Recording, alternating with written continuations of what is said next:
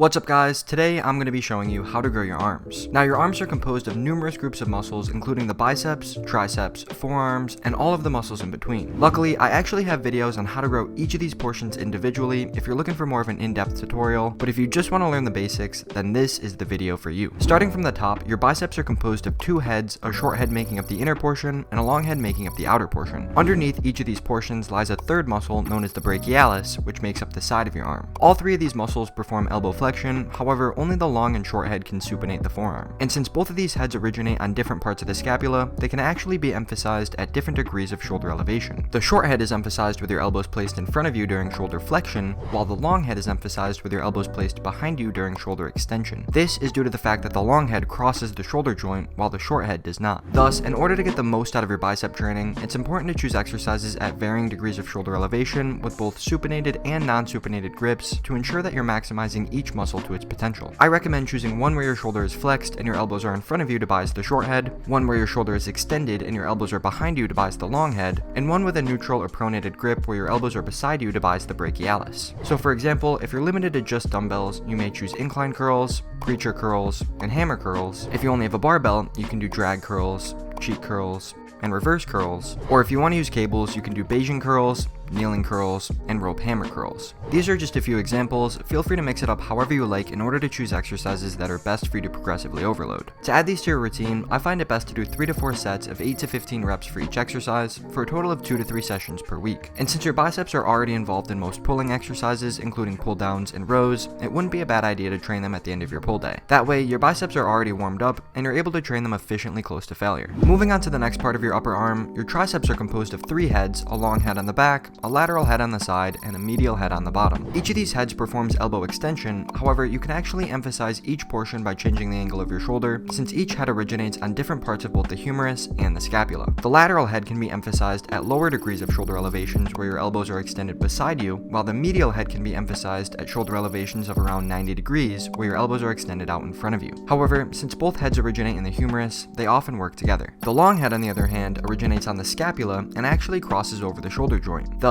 it can be emphasized at greater degrees of shoulder elevation where your elbows are extended above you to produce the greatest stretch on the muscle, or lower degrees of shoulder elevations where your elbows are extended behind you to produce the greatest contraction. Thus, similar to your biceps, in order to get the most out of your tricep training, it's also important to choose exercises at varying degrees of shoulder elevation. I recommend choosing one where your elbows are above you and your arms are extended upwards to bias the long head, one where your elbows are in front of you and your arms are extended forward to bias the medial head, and one where your elbows are beside you and your arms are extended downward to bias the lateral head. So for example, if you're limited to just dumbbells, you may choose skull crushers, hex press, and dips. If you only have a barbell, you can do extensions, bench press, and push-ups. Or if you want to use cables, you can do push-aways, crossbody extensions, and push-downs. Personally, I like to do skull crushers, push-downs, and dips, but feel free to mix it up however you like in order to choose exercises that are best for you to progressively overload. To add these to your routine, I find it best to do 3 to 4 sets of 8 to 15 reps for each exercise for a total of 2 to 3 sessions per week. And since your triceps are already involved in most pushing movements, including bench press and shoulder press, it wouldn't be a bad idea to train them at the end of your push day. That way, your triceps are already warmed up and you're able to train them efficiently close to failure. Finally, onto the last part of your arm, your forearms are composed of 2 main sections, an anterior group of muscles making up the front of your lower arm, and a posterior group making up the back. Both groups consist of many smaller groups of muscles, each performing their own unique function. The anterior group consists of wrist flexors, which flex the wrist, finger flexors, which flex the fingers, and the pronator, which pronates the forearm. The posterior group consists of wrist extensors, which extend the wrist, finger extensors, which extend the fingers, the supinator, which supinates the forearm, and the brachioradialis, which bends the elbow. Similar to the brachialis, the brachioradialis cannot assist with supination, therefore it's much better emphasized with an overhand grip. As for the other muscles, only the wrist flexors and extensors are really worth training since all the others are targeted naturally throughout your workout. Thus, in order to get the most out of your forearm training, I recommend choosing one exercise that incorporates wrist flexion to bias the flexors of the anterior group, one that incorporates wrist extension to bias the extensors of the posterior group, and one that incorporates elbow flexion with an overhand grip to bias the brachioradialis. So for example, if your goal is simply to build muscle, your best selection of exercises is the wrist curl,